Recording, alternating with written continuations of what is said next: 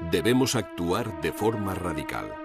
Los judíos deben irse de Europa, pero si no quieren marcharse por voluntad propia, no veo más solución que el exterminio. Cuando pienso en ello, me doy cuenta de que soy extraordinariamente humano.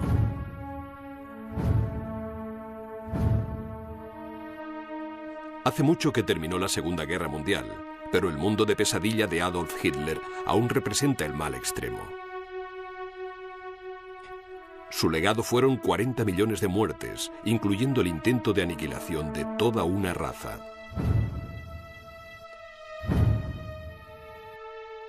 Pero ¿cómo pudo un solo hombre llevar al mundo al borde de la destrucción?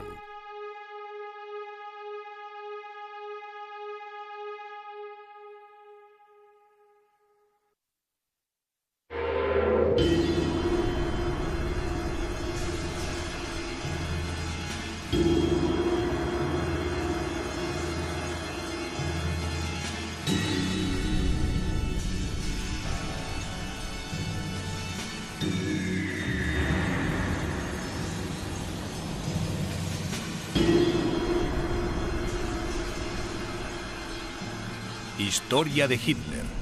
Primera parte.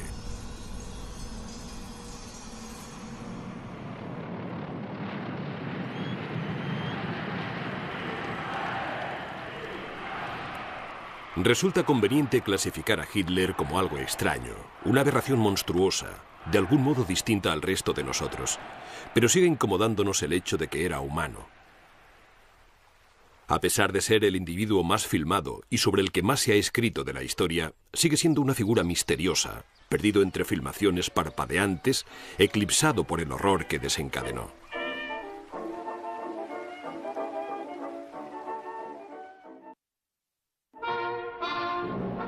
Idolatrado y adorado por millones de personas, Hitler inspiraba una lealtad inquebrantable. Winston Churchill le describió como ese hombre retorcido, depositario y personificación de un odio que destruye el alma. Pero para sus devotos seguidores era un héroe mítico y amenazador envuelto en una capa de justa venganza. Pero, ¿qué le dio a este hombre el poder de desencadenar la mayor matanza de masas en la historia de la humanidad? Denn als unsere Partei gerade 7 Mann hoch war, sprach sie schon 2 Grundsätze aus. Erstens, sie wollte eine wahrhaftige Weltanschauungspartei sein. Und zweitens, sie wollte daher kompromisslos die einzige Macht und alleinige Macht in Deutschland.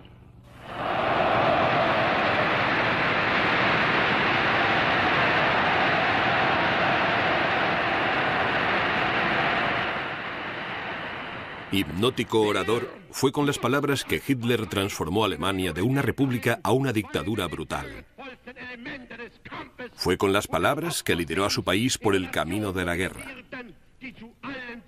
Es a través de las grabaciones de sus discursos y conversaciones que debemos intentar comprenderle.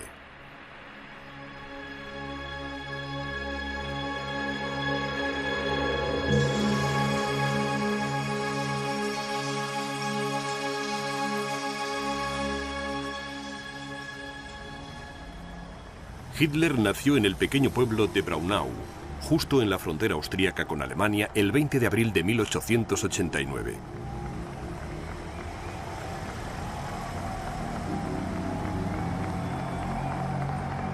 Fue el cuarto hijo de Clara, cuyos 3 primeros hijos habían muerto siendo aún pequeños.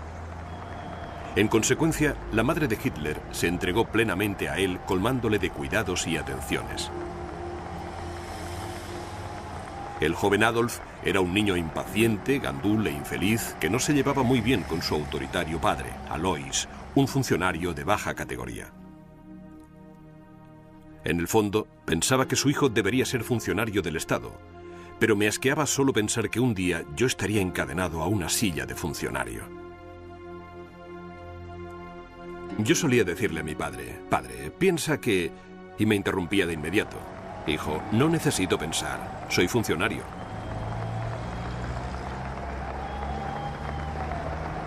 El colegio era ridículamente fácil. Lo que me gustaba lo aprendía.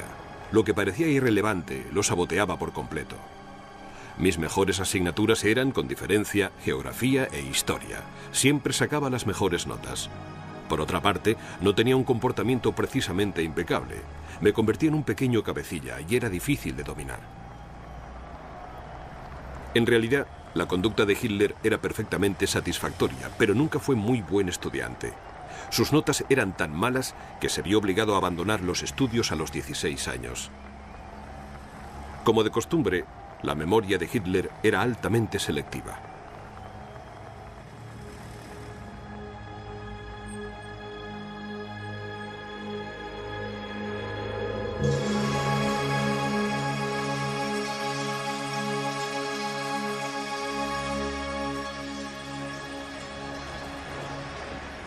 Contradiciendo los deseos de su padre, Hitler insistió en convertirse en artista.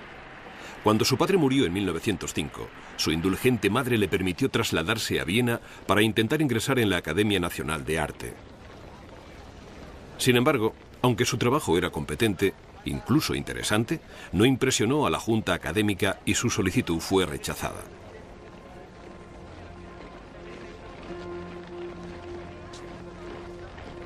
Para mí, Viena representa 5 años de dureza y miseria.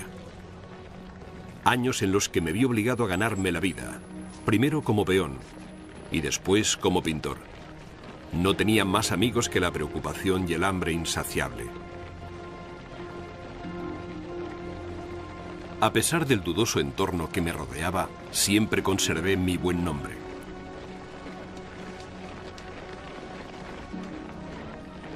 Hitler fue de una pensión de mala muerte a otra sin amigos ni intereses. Vivía de su pequeña pensión de orfandad y del poco dinero que su madre podía enviarle. Mataba el tiempo buscando teóricos políticos aficionados e insatisfechos sociales como él.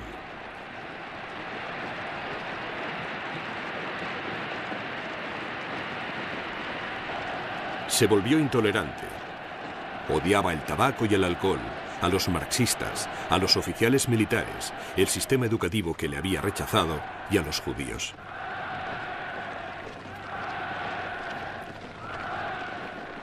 No topé con la palabra judío con demasiada frecuencia hasta que fue en conexión con discusiones políticas.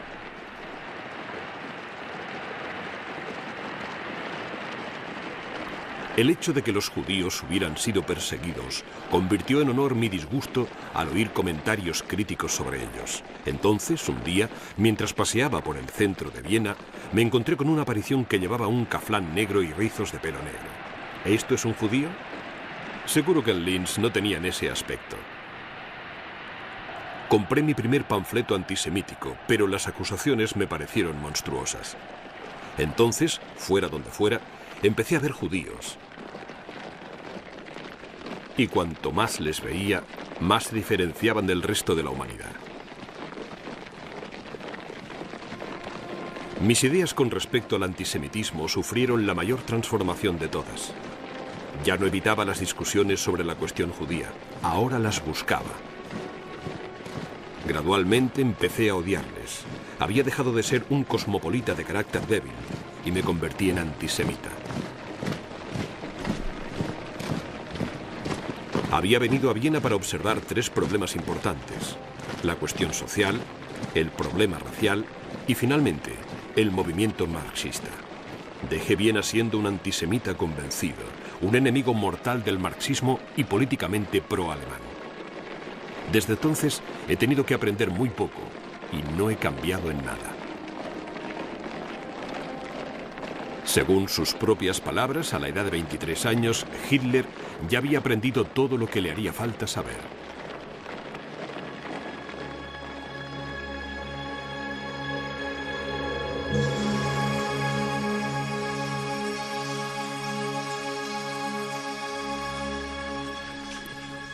Cuando la Primera Guerra Mundial se extendió por Europa, Hitler vio la oportunidad de cambiar su vida miserable y sin sentido. Como sabía que el destino de Alemania y Austria no se decidiría solamente en el ejército austríaco, me alisté en el ejército alemán. El cambio pareció irle bien. Los enfrentamientos de 1914 fueron una especie de redención de las vejaciones de mi juventud. Aún hoy no me avergüenza decir que me puse de rodillas y di gracias a Dios con el corazón desbordado. Sirviendo como soldado mensajero de la compañía y después como cabo, Hitler participó en 48 batallas, fue herido 2 veces y recibió la Cruz de Hierro de primera clase por su valentía en combate.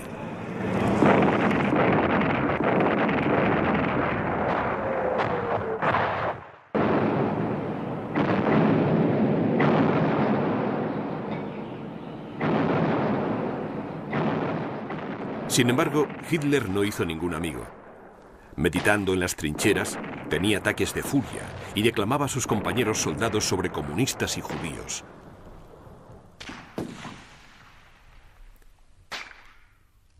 En octubre de 1918 quedó temporalmente ciego en un ataque con gas.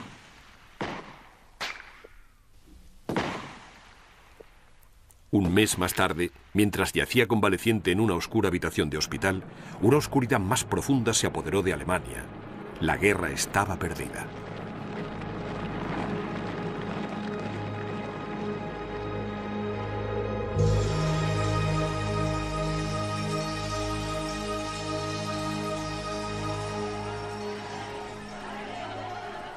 Al término de la guerra, muchas de las grandes monarquías europeas se desintegraron. En su lugar llegó la anarquía, el hundimiento del ejército y la desintegración social. Alemania estaba al límite. Franjas de sus territorios fronterizos eran confiscadas por potencias extranjeras. El país había sido despojado de su ejército y se hundía en las deudas de guerra. Comunistas, monárquicos y desempleados salieron a las calles. Alemania se estaba sumergiendo en la anarquía. Hitler, que técnicamente aún formaba parte del ejército, fue asignado para espiar a los grupos más disidentes. Uno de estos grupos, que se hacía llamar Partido Obrero Alemán, tenía solo 25 miembros, pero llamó su atención. Esta pequeña y absurda organización, con escasos miembros, parecía contar con la ventaja de dar una oportunidad al individuo para realizar verdaderas actividades personales. Cuanto más pequeño era un movimiento, más fácil sería ponerlo a punto. Hitler se unió a este grupo y en menos de 6 meses se convirtió en su principal portavoz y su don natural para hablar en público atrajo cada vez a más gente. A principios de 1920 ya atraía a 1 millar de personas. Al cabo de un año, Hitler ya se había impuesto como presidente del grupo y le había cambiado el nombre por el Partido Nacional Socialista Obrero Alemán, o NSDAP, más conocido como nazi. También adoptó la svástica como emblema del partido. Recuerdo en 1923 la primera vez que hablé en un local con capacidad para más de 2000 personas. Les dije: en las masas hay una gran energía aletargada y solo espera al hombre que la despierte de su sueño y la lleve a la gran batalla para el destino de la raza alemana. Pocos meses después, la economía alemana finalmente se hundió. La inflación subió vertiginosamente. Era más barato quemar el dinero que comprar leña.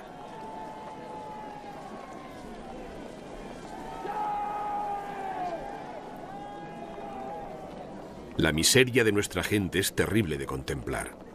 Millones de personas están en el paro o muriendo de hambre. Toda la clase media se ha empobrecido. Cuando este colapso alcance a los campesinos alemanes, nos enfrentaremos a un desastre inconmensurable. A los trabajadores desempleados, Hitler les pregonaba los males del capitalismo, pero ante los capitalistas insistía en que era anticomunista. En todos los mítines tenía miembros del partido entre el público con órdenes para interrumpir durante frases meticulosamente preparadas, para dar la impresión de que eran expresiones espontáneas de la opinión pública. Estas interrupciones fortalecían mis argumentos. Hitler también organizó un variopinto grupo de matones callejeros a los que llamaba las SA, o camisas marrones. Mis tropas de choque, esos simpáticos granujas, con qué seguridad me seguían. Se entregaban en cuerpo y alma preparados para sabotear los mítines comunistas.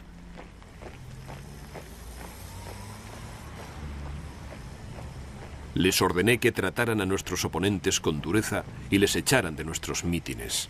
Yo desorganizaba los mítines de otros partidos, enviando a miembros de nuestro partido disfrazados de ujieres, pero con instrucciones de rebelarse y sabotear los mítines. En cuanto a su supuesta brutalidad, simplemente estaba algo cerca de la naturaleza.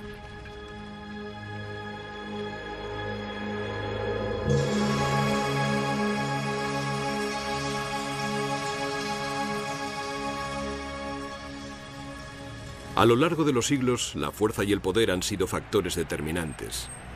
Solo la fuerza manda. La fuerza es la ley primordial.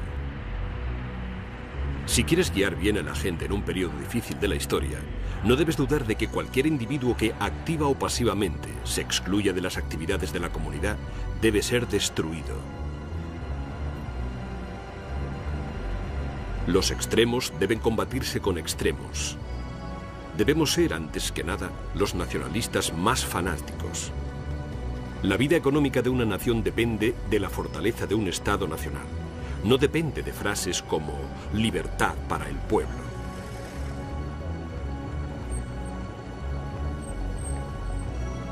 No tenemos escrúpulos, nada de dudas burguesas. Me ven como un bárbaro ignorante. Sí, somos bárbaros. Queremos ser bárbaros. Es un título honorable. En 1923, Hitler y sus bárbaros finalmente vieron la posibilidad de ejercitar su creciente brazo político. 3.000 miembros del partido nazi salieron a las calles de Múnich en un intento de derrocar al gobierno bávaro. Creían que la policía cooperaría, pero en vez de eso, dispararon contra los nazis y mataron a 16. 3 días más tarde, Adolf Hitler, de 34 años, fue arrestado y acusado de traición. Sentenciado a 5 años de cárcel, Hitler pasó el tiempo dictando sus memorias a su leal acólito Rudolf Hess.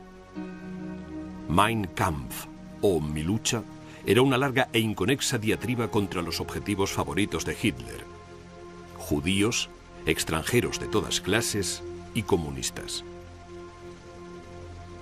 Hitler solo estuvo encerrado 11 meses, pero a él le bastó para cambiar de opinión en cuanto a política revolucionaria.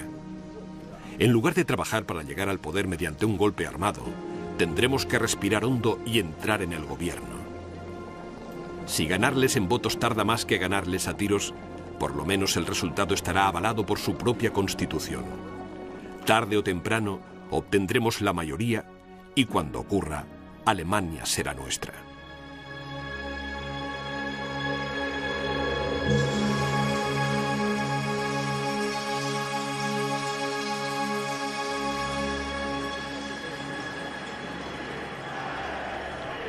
Gracias a la feroz retórica de Hitler, las nuevas tácticas populistas del partido y la cada vez más grave crisis económica alemana, los 27.000 miembros que tenía el partido nazi en 1924 se convirtieron en casi 180.000 4 años más tarde. En 1928, los nazis consiguieron 12 escaños en la Asamblea Nacional Alemana.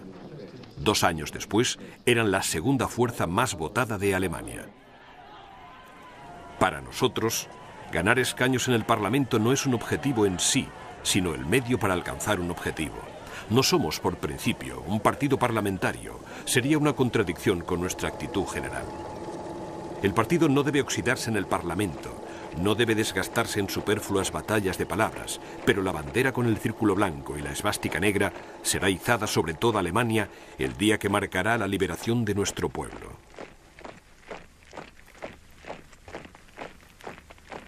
En las elecciones presidenciales de 1932, Hitler se presentó contra el anciano presidente alemán y héroe de la Primera Guerra Mundial, el capitán general von Hindenburg. De una forma o de otra, si las elecciones no son decisivas, la decisión debe tomarse por otros medios. Hitler no fue elegido presidente, pero a estas alturas el partido nazi se había convertido en el más grande de Alemania. Pero Hitler no tenía ninguna intención de cooperar con otros partidos políticos. Y en un intento de controlar la violencia nazi, Hindenburg nombró a Hitler canciller. Al cabo de 6 meses, Hitler prácticamente gobernaba el país, ignorando por completo al octogenario Hindenburg. Cuando Hindenburg murió el siguiente agosto, el cargo de presidente y el de canciller se unificaron para crear el cargo de líder, Führer en alemán.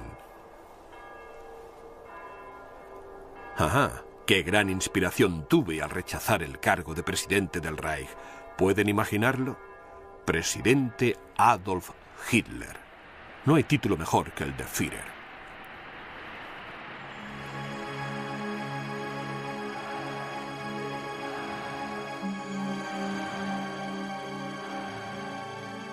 Ahora, si alguien intenta imponerme condiciones, le diré: espera y verás las condiciones que te impongo yo a ti. Solo yo lidero el movimiento. Nadie me impone sus condiciones. Hitler solo había tardado 10 años en ascender de insignificante agitador político a señor absoluto de Alemania.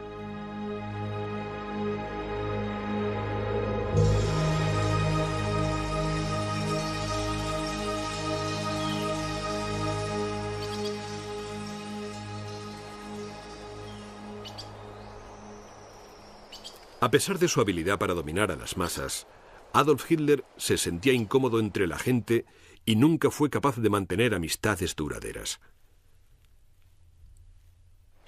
Para muchos parecía que el Führer solo se sentía seguro tras un podio.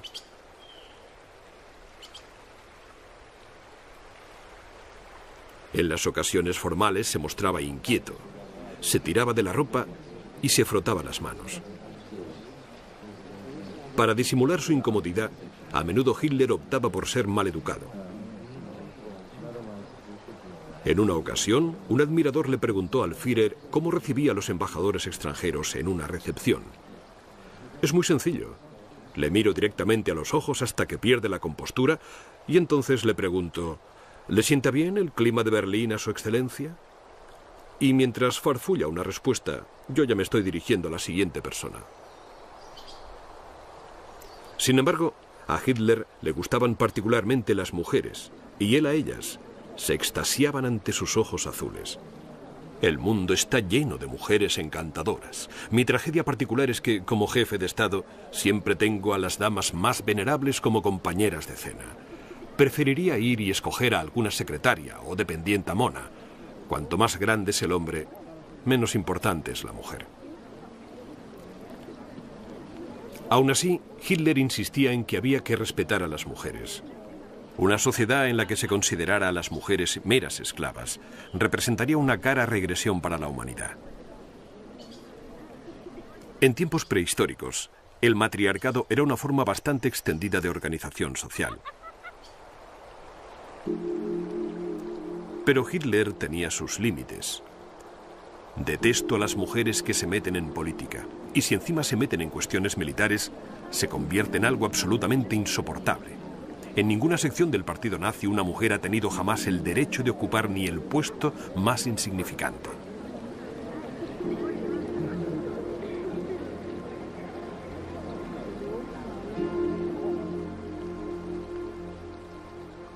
El objetivo de una chica debería ser el matrimonio. La naturaleza quiere que una mujer sea fértil. A muchas mujeres se les va un poco la cabeza si no pueden tener hijos. Es 1000 veces mejor que tenga hijos y, por lo tanto, una razón para existir.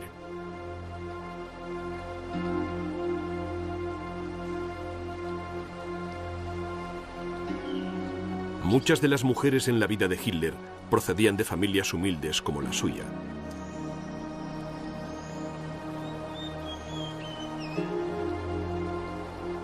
La única compañera a largo plazo de Hitler fue Eva Braun. Era una joven y bella dependienta que le acompañaría con devoción hasta el final, cuando se convirtió en su esposa.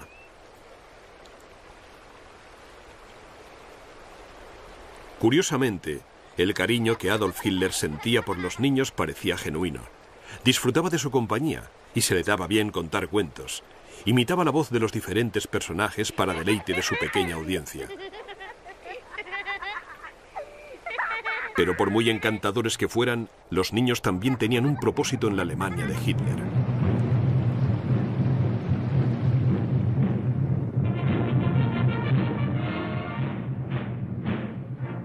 Las Juventudes Hitlerianas era una organización creada a imitación del movimiento Scout. Pero las juventudes hitlerianas aprendían a lanzar granadas de mano y jurar lealtad incondicional al Führer y al partido nazi. Me satisface mucho ver cómo ayudamos a la juventud de Alemania a crear unos lazos aún más fuertes con el nacionalsocialismo y el pensamiento alemán.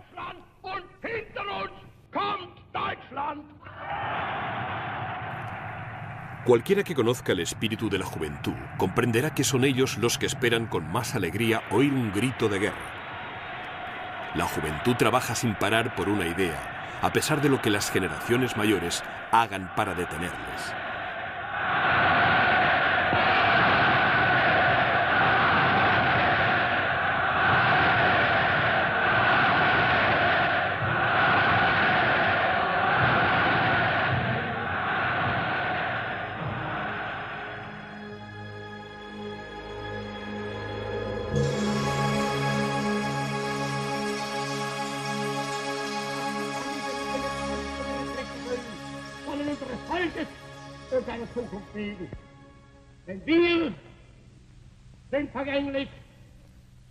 Con su dura y áspera voz y su don para el dramatismo, Hitler conseguía ejercer un efecto casi hipnótico sobre vastas multitudes, pero su éxito no se basaba solo en la técnica. Era lo que decía. Como tantos líderes políticos antes y después de él, Hitler descubrió que una forma rápida y eficaz de unir a la gente era encontrando un enemigo común.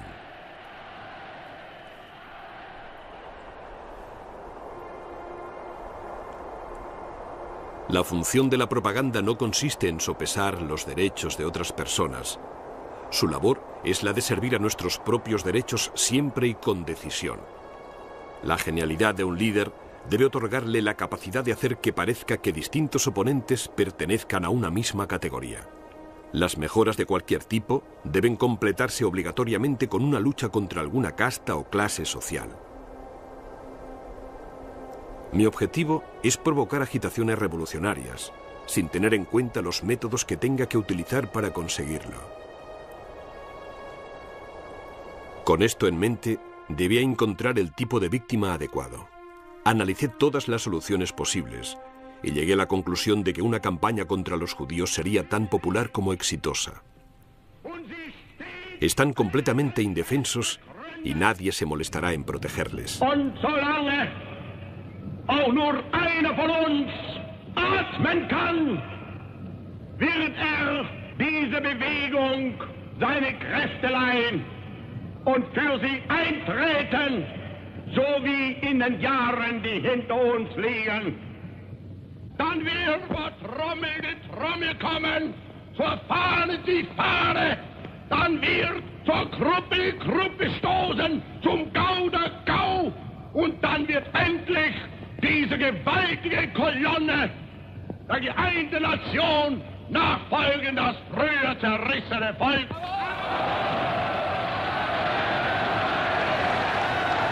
Siempre iniciados con tonos casi susurrados, los discursos de Hitler se convertían en cuestión de minutos en fanáticas diatribas. Inevitablemente, cuando llegaba a ese punto, miembros de la audiencia empezaban a desmayarse. Hitler estaba más que satisfecho con los resultados y despreciaba a las masas como si fueran ovejas o ganado que se dejaban guiar ciegamente. Toda la propaganda debe ser popular y su nivel intelectual debe ajustarse a la inteligencia más limitada. En consecuencia, cuanto mayor sea la masa a la que hay que llegar, más bajo deberá ser el nivel intelectual de la propaganda. La propaganda debe evitar exigir un esfuerzo intelectual del público. La gente necesita un miedo saludable. Quieren algo que temer. Quieren que alguien les asuste y les vuelva terriblemente sumisos. El terror es algo absolutamente indispensable para fundar una nueva potencia.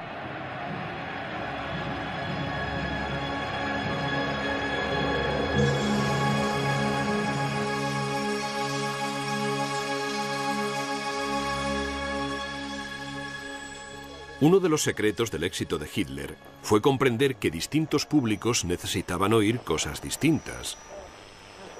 Y no solo manipular a los alemanes se le daba bien.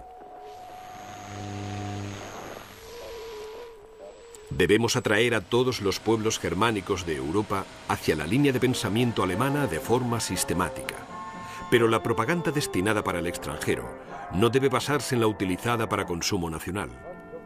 Las emisiones a Gran Bretaña, por ejemplo, deben contener mucha música de la que sea popular entre los británicos.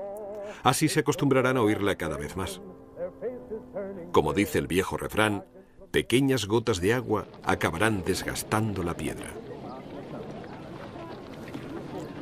Durante los primeros años de la dictadura, la imagen que Hitler proyectaba al mundo fuera de Alemania era la de un hombre razonable que luchaba por reconstruir su malogrado país.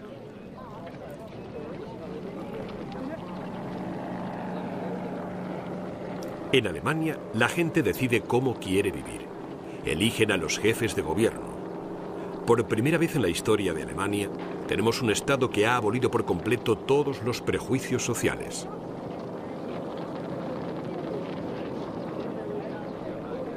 Afirmo definitivamente que las minorías que viven en Alemania no son objeto de persecución.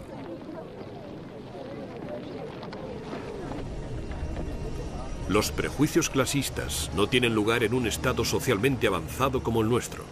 Favorecemos el desarrollo de la gente que vale. El partido debe permitir que el niño más pobre aspire a realizar las funciones más elevadas si tiene el talento para ello. Nuestra labor consiste en enseñar a los hombres a ver lo bonito y verdaderamente maravilloso de la vida y a no ser malicioso y rencoroso. Disfrutar de la belleza y evitar cualquier cosa que pueda ser nociva para las personas como nosotros.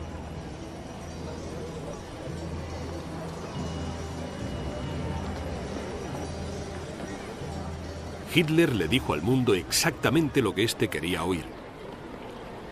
No quiero imponer el nacionalsocialismo a nadie a la fuerza. Si sé que algún país quiere seguir siendo una democracia, pues bien, debe seguir siendo una democracia cueste lo que cueste.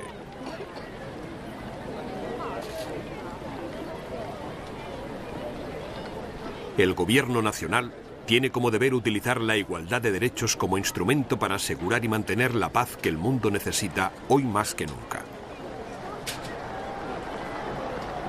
Mis compañeros de partido me comprenderán cuando me oigan hablar de paz universal, desarme y acuerdos de seguridad mutua. Las naciones que se negaban a enfrentarse a sus peores temores se tragaron los cínicos tópicos de Hitler. Pero los compañeros de partido de Hitler sabían de sobra qué pensaba en realidad.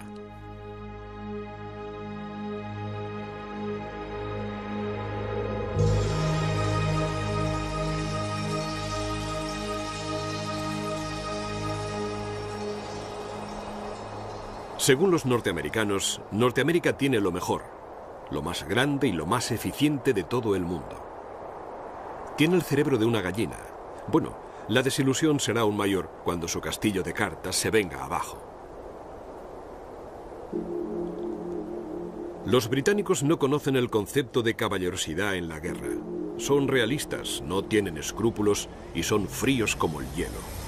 Los alemanes siempre se ven limitados por sus escrúpulos morales. Los actuales mandatarios de Rusia son criminales comunes. La escoria de la humanidad que ha quitado de en medio a miles de personas por su salvaje sed de sangre. No olvidemos que el judío internacional domina Rusia por completo. Aún así, a su manera, Stalin es un gran tipo.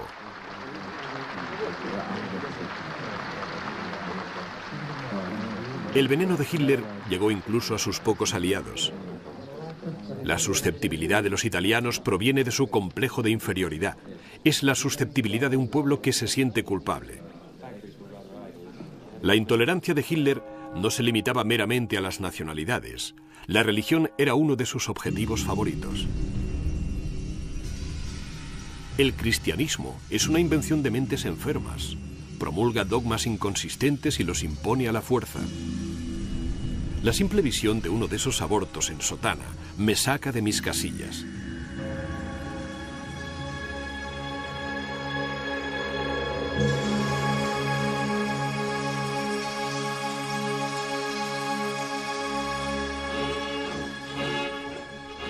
Para Hitler, el pueblo alemán era especial. El pueblo alemán ha hecho de la ley moral el principio básico de toda acción. Nosotros, los alemanes, tenemos ese maravilloso sentido del deber del que otros carecen. Los alemanes son la especie superior de la humanidad en la Tierra. Hitler juró a su gente que haría de su nación el eje de Europa. El pueblo germánico debe ser el núcleo alrededor del cual toda Europa se federará. Cuando hayamos organizado Europa adecuadamente, quién sabe, quizá un día seamos capaces de satisfacer otras ambiciones. De hecho, Hitler satisfizo otras ambiciones desde el primer día. Nunca considere seguro el Reich, a menos que esté en disposición de dar a cada uno de sus descendientes un pedazo de tierra en propiedad. Para garantizar espacio habitable para el pueblo alemán, debemos pensar primero en Rusia y en sus estados fronterizos. Las circunstancias deben adaptarse a los objetivos, y esto es imposible sin la invasión de países extranjeros o el ataque a propiedades extranjeras. Mi política a largo plazo aspira a tener 100.000 millones de alemanes instalados en los territorios conquistados. Los colonos alemanes de nuestras nuevas colonias en el este deberán vivir en bonitas y espaciosas granjas. Más allá, habrá otro mundo en el que los rusos podrán vivir como quieran. Prohíbo absolutamente la organización de cualquier tipo de higiene o limpieza en dichos territorios. Nada de vacunas ni jabón para limpiarse la porquería. Eso solo implicaría un aumento de la población local. Pero que tengan todo el vodka y el tabaco que quieran.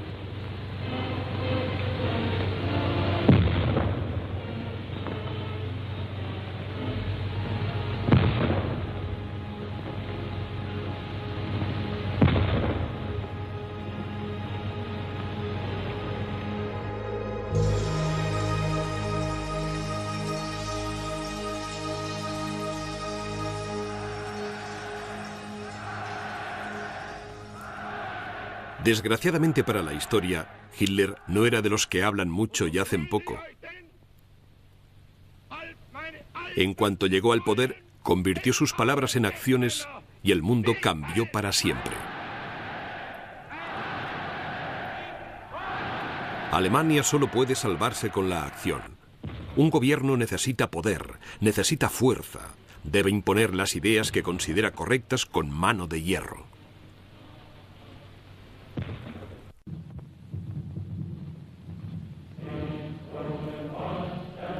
La democracia es fundamentalmente no alemana, es judía.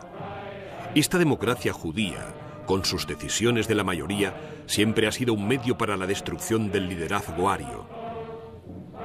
Las restricciones de la libertad personal, como el derecho de libre expresión y el de reunión, son permisibles más allá de límites legales. La naturaleza es cruel, y por lo tanto nosotros tenemos el derecho de ser crueles. Si envío a la flor innata de la juventud alemana a la lluvia de acero de la próxima guerra, sin tener ni el menor remordimiento por la valiosa sangre alemana que se derramará, ¿no debería tener también el derecho de eliminar a millones de seres de una raza inferior que se multiplican como gusanos? En 1933, en cuanto fue nombrado canciller, Hitler empezó a eliminar los derechos individuales. A los judíos se les negó todo papel en la vida política. Se les arrebató su ciudadanía y se les negó el derecho de hacer negocios o tener un trabajo. No tiene nada que ver con si el individuo judío es decente o no.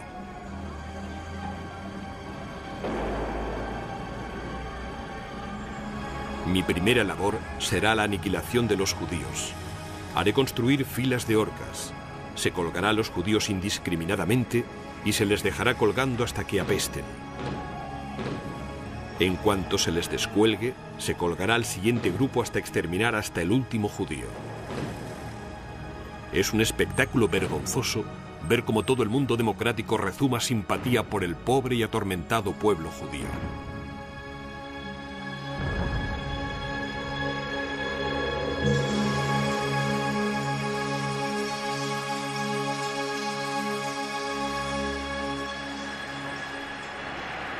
Si Hitler quería tener alguna oportunidad de desafiar al mundo y crear el Tercer Reich que su amada Alemania merecía, Primero iba a tener que reflotar la economía y después conseguir el rearme. Ninguna política económica es posible sin la espada. No hay industrialización sin poder. Nosotros ya no empuñamos ninguna espada, así que, ¿cómo podemos tener una política económica de éxito? Por mucho que odiara a otros países, no dudaba en ponerlos como ejemplo de lo que Alemania podía llegar a ser.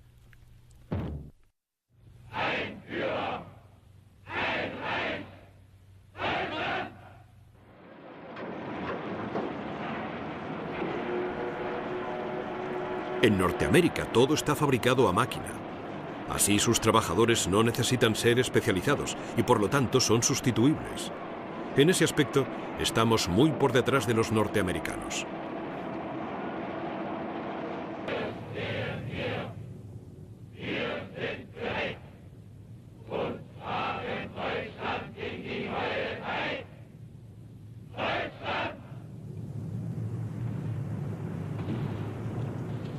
Para ayudar a Alemania a salir de la depresión y demostrar su interés por el pueblo alemán, Hitler inició un enorme proyecto de obras públicas para construir 2.500 kilómetros de carreteras nuevas y un plan para proporcionar automóviles económicos. El primer automóvil alemán de este tipo sería el Volkswagen, sería el coche del futuro.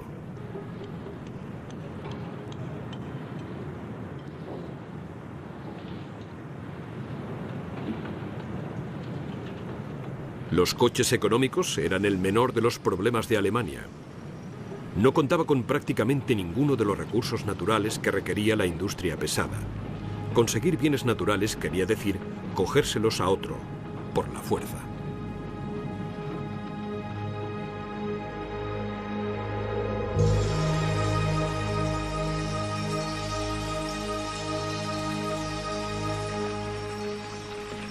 Originariamente, la guerra era una lucha para conseguir tierras de pasto.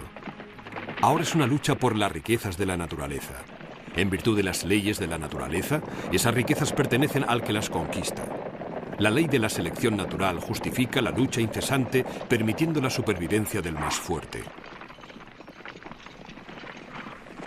Hitler inició el rearme de su país en un claro desafío al Tratado de Versalles, que había desarmado a Alemania al término de la Primera Guerra Mundial.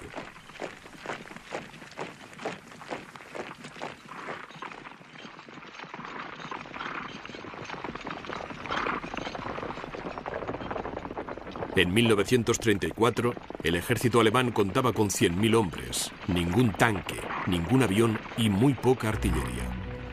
Al cabo de 5 años, Hitler había pasado de 8 divisiones a 38, con un total de más de 4 millones de hombres.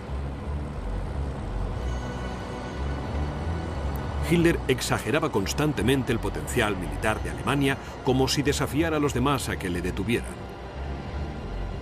Lo que el mundo no quiere ver hoy, no podrá ignorarlo dentro de un año.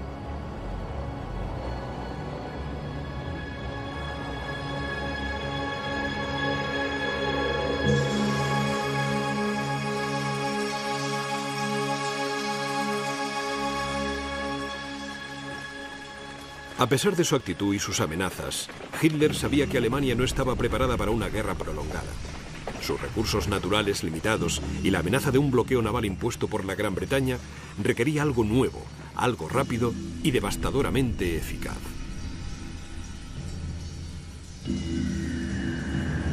En una guerra, el soldado que consigue los mayores éxitos es el que tiene los medios técnicos más modernos a su disposición, no solamente en la batalla, sino también en el campo de las comunicaciones y del abastecimiento.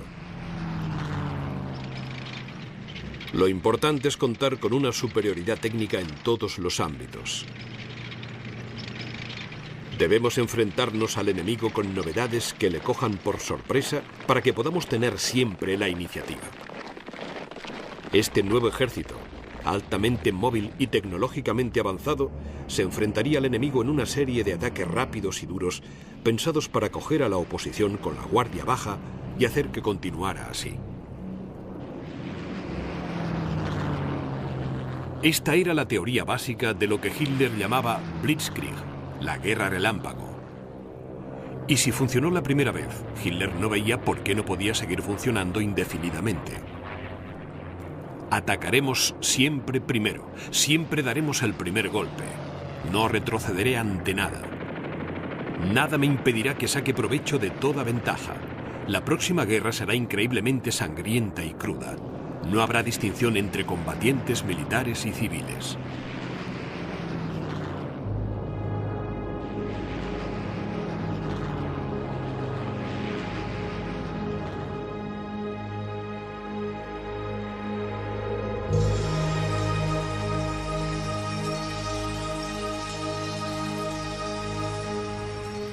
Alemania está perfectamente preparada para renunciar a todas las armas ofensivas.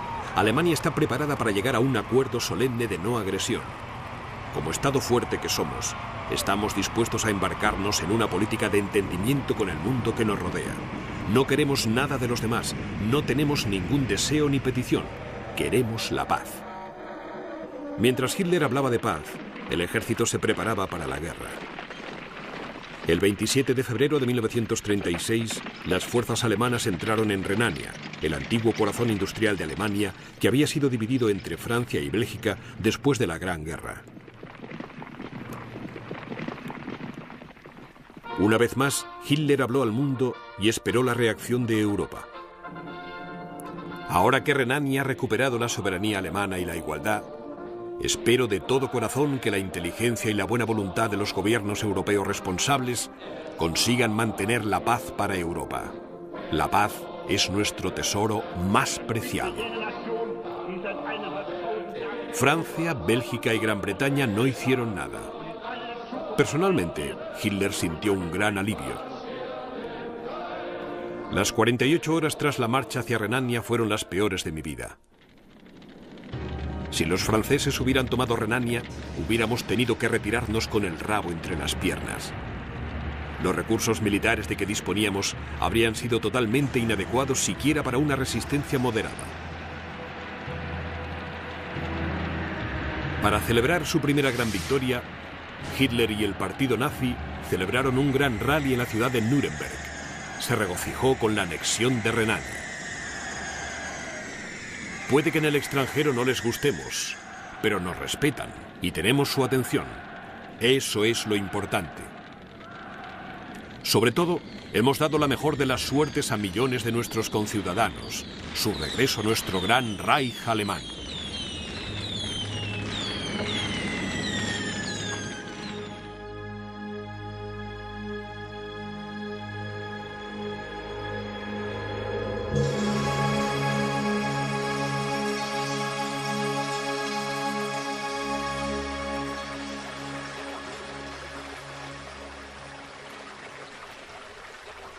Ahora Hitler centró su atención en su tierra natal, las ruinas del Imperio Austrohúngaro. A la deriva desde la caída del Imperio en 1918, Austria era de cultura y lenguaje básicamente alemanes. La Austria alemana debe retornar a la gran madre patria alemana. No por cuestiones económicas, sino porque una sola sangre debe tener un solo Reich.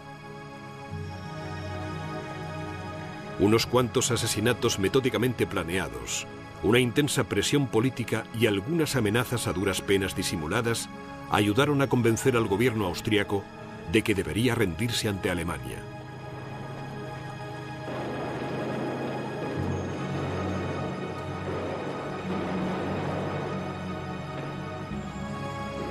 El 11 de marzo de 1938, el ejército alemán cruzó la frontera.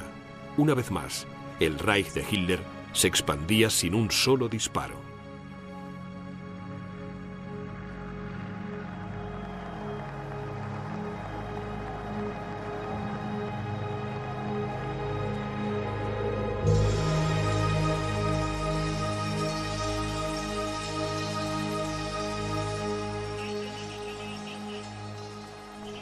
Contando con que prácticamente ninguna agresión haría reaccionar a Gran Bretaña y Francia, Hitler inició la agitación pública para su siguiente conquista, los Sudetes. 109.000 kilómetros cuadrados de antiguo territorio alemán cedido a Checoslovaquia al término de la Primera Guerra Mundial. Una vez solucionado el problema de los Sudetes, será el último territorio que le reclamo a Europa. Espero que dentro de unos días se haya solucionado el problema y habremos ocupado todas las zonas que nos pertenecen, y así se dará por zanjada una de las crisis más importantes de Europa.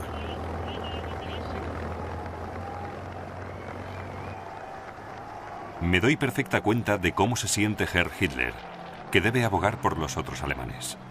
Una vez me dijo en privado, y anoche lo repitió públicamente, que en cuanto se haya zanjado el problema de los Sudetes, ese habrá sido el último territorio que le reclamará a Europa.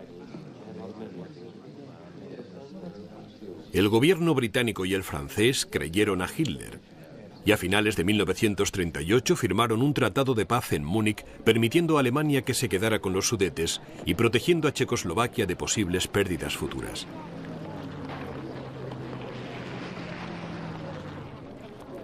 Mientras toda Europa celebraba lo que el primer ministro británico llamó la paz de nuestro tiempo, Hitler se sinceraba con sus allegados. He tomado la decisión irrevocable de aplastar a Checoslovaquia con una acción militar en un futuro próximo. Los checos son inferiores. Basta con que un checo se deje crecer el bigote para que sea evidente para cualquiera que vea cómo le crece que son de origen mongol. Pero Hitler era cauteloso. Solo emprenderé acciones contra Checoslovaquia si estoy convencido de que Francia y por lo tanto Inglaterra no intervendrá. En marzo de 1939, solo 13 meses después de que Alemania se anexionara el primero de sus territorios perdidos, una Checoslovaquia aterrorizada se rindió a los nazis sin emprender ninguna acción militar. El anuncio público de Hitler fue breve y directo al grano. Checoslovaquia ha dejado de existir.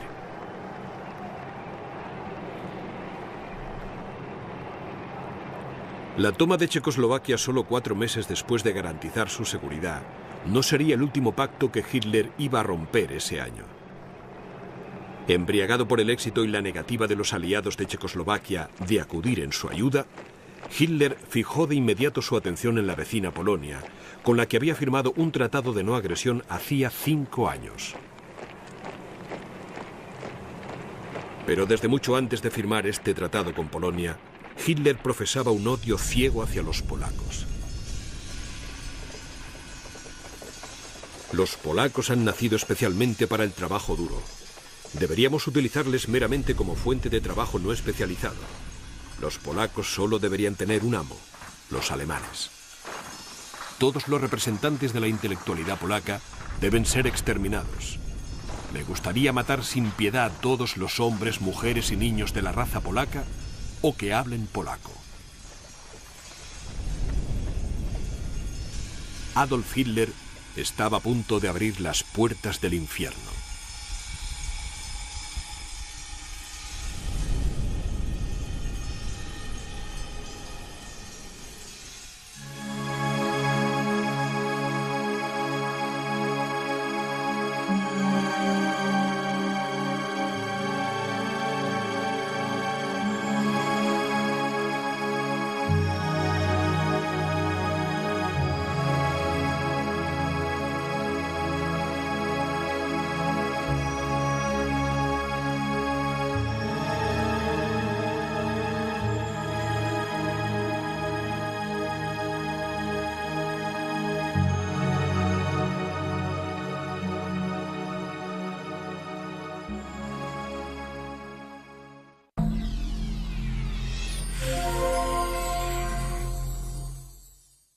Funcionario del Estado, pero me asqueaba solo pensar que un día yo estaría encadenado a una silla de funcionario.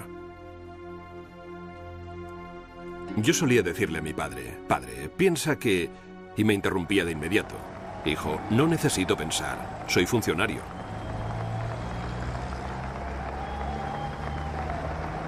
El colegio era ridículamente fácil. Lo que me gustaba lo aprendía. Lo que parecía irrelevante lo saboteaba por completo. Mis mejores asignaturas eran, con diferencia, geografía e historia. Siempre sacaba las mejores notas. Por otra parte, no tenía un comportamiento precisamente impecable. Me convertí en un pequeño cabecilla y era difícil de dominar. En realidad, la conducta de Hitler era perfectamente satisfactoria, pero nunca fue muy buen estudiante. Sus notas eran tan malas que se vio obligado a abandonar los estudios a los 16 años. Como de costumbre, la memoria de Hitler era altamente selectiva.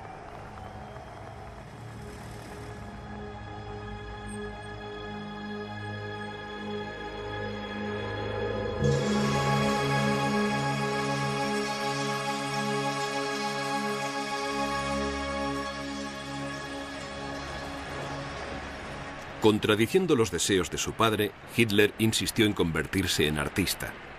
Cuando su padre murió en 1905, su indulgente madre le permitió trasladarse a Viena para intentar ingresar en la Academia Nacional de Arte.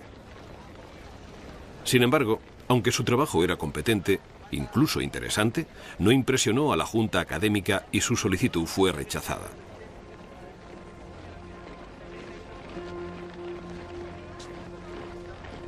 Para mí, Viena representa 5 años de dureza y miseria. Años en los que me vi obligado a ganarme la vida, primero como peón y después como pintor. No tenía más amigos que la preocupación y el hambre insaciable. A pesar del dudoso entorno que me rodeaba, siempre conservé mi buen nombre.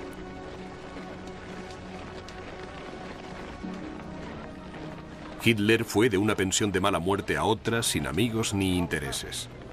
Vivía de su pequeña pensión de orfandad y del poco dinero que su madre podía enviarle. Mataba el tiempo buscando teóricos políticos aficionados e insatisfechos sociales como él.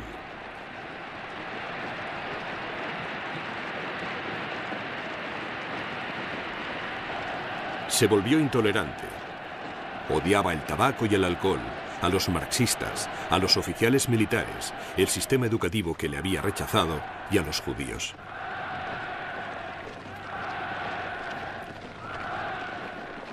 No topé con la palabra judío con demasiada frecuencia hasta que fue en conexión con discusiones políticas.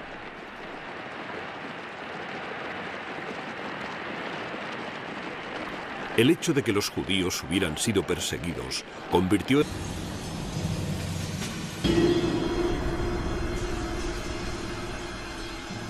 Historia de Hitler. Primera parte.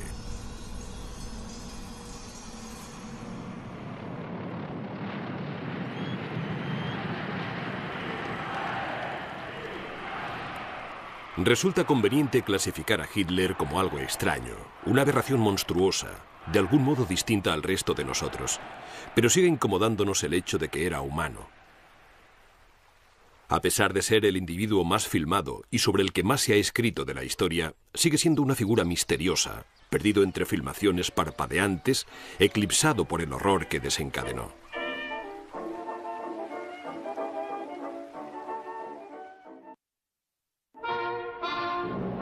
Idolatrado y adorado por millones de personas, Hitler inspiraba una lealtad inquebrantable. Winston Churchill le describió como ese hombre retorcido, depositario y personificación de un odio que destruye el alma. Pero para sus devotos seguidores era un héroe mítico y amenazador envuelto en una capa de justa venganza. Pero, ¿qué le dio a este hombre el poder de desencadenar la mayor matanza de masas en la historia de la humanidad? Denn als unsere Partei gerade 7 Mann hoch war, sprach sie schon 2 Grundsätze aus. Erstens, sie wollte eine wahrhaftige Weltanschauungspartei sein. Und zweitens, sie wollte daher kompromisslos die einzige Macht und alleinige Macht in Deutschland.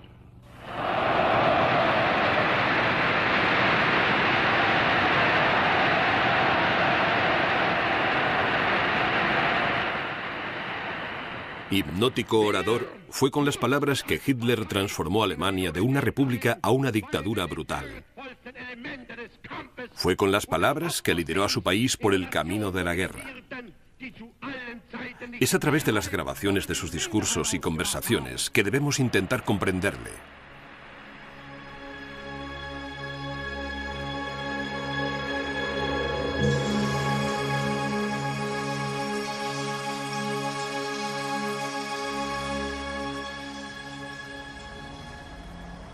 Hitler nació en el pequeño pueblo de Braunau, justo en la frontera austríaca con Alemania el 20 de abril de 1889.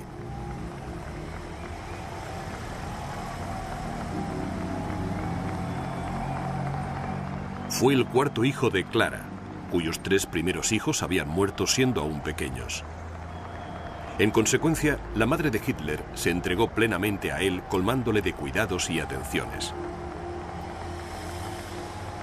El joven Adolf era un niño impaciente, gandul e infeliz que no se llevaba muy bien con su autoritario padre, Alois, un funcionario de baja categoría.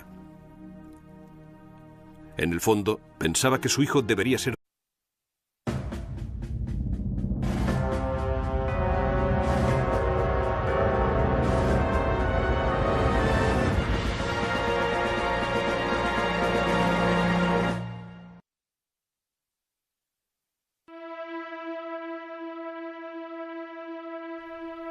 Debemos actuar de forma radical. Los judíos deben irse de Europa, pero si no quieren marcharse por voluntad propia, no veo más solución que el exterminio.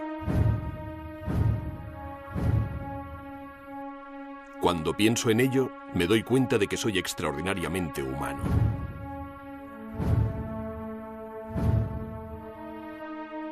Hace mucho que terminó la Segunda Guerra Mundial, pero el mundo de pesadilla de Adolf Hitler aún representa el mal extremo. Su legado fueron 40 millones de muertes, incluyendo el intento de aniquilación de toda una raza.